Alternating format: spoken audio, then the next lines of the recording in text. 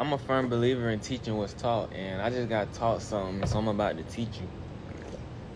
This is going to be a blueprint to generational wealth. I hope you can sit down and listen to me for a couple of minutes. Right, so the first thing you want to do is open up a trust. When you hear trust, you think of rich people, trust fund babies for rich people, but you can open up a trust. This is a trust. A trust is basically like a treasure box.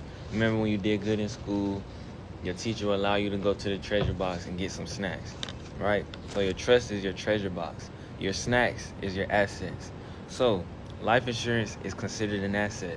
So you can open up a life insurance policy. You're probably paying $100 a month. Let's just say your death benefit is $100,000.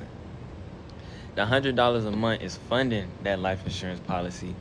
But since you already own a life insurance policy, you can that's a part of your net worth. Your death benefit is a part of your net worth.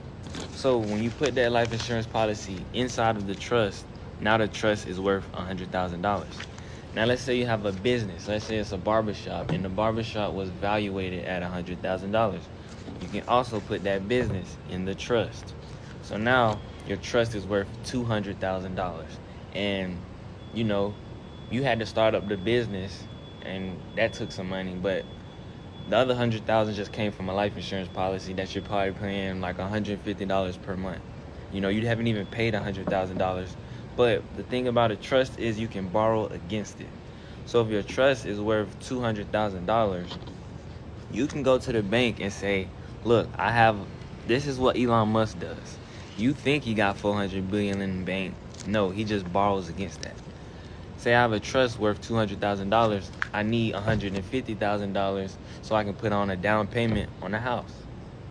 Now say you bought a house that's worth $1 million and you put $150,000 as a down payment. Now you haven't paid off this house. You haven't paid off the life insurance either, but you can put that house in your trust. The house is worth $1 million. Like I just said, you can borrow against the trust. So now your trust is worth $1,050,000 because you left $50,000 in there because you only took $150 out. I hope you follow it.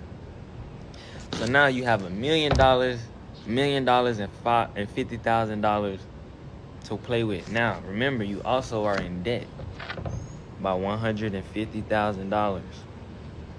Now what you need to do is take out $50,000 from that $1,050,000. Now it's $1 million in the trust based off the valuation of your house. I know I'm saying a lot of information. You should be writing this stuff down. Take that $50,000, go buy you a business, bruh. Buy you a business that's already in profit, one that has a consistent revenue where you can make that $50,000 back within the next 5 years. Then put that business also in your trust, which is going to just raise the trust value even more. But the value of this business that you just bought is in order to pay back the $150,000 you're in debt. So once you complete all of that, you will have a $1 million trust, a $1 million house, a $100,000 business, a $100,000 life insurance policy. And once you get that business, however much, if you buy a business for $50,000, it's probably worth, let's just say it's probably worth $75,000. Or it might be, you might have got a bad deal. Maybe it's worth $45,000. You can also put that in there. Let's just say $45,000 on this business. But the thing about this business is bringing in profit every single month. So that's going to pay off that loan.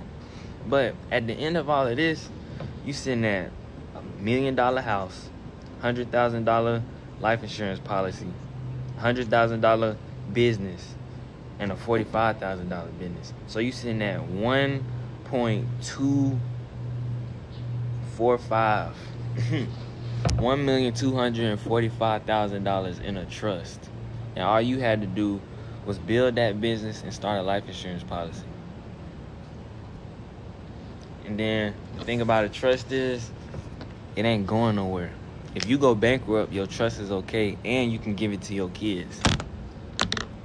And just repeat, rinse and repeat. Generational wealth.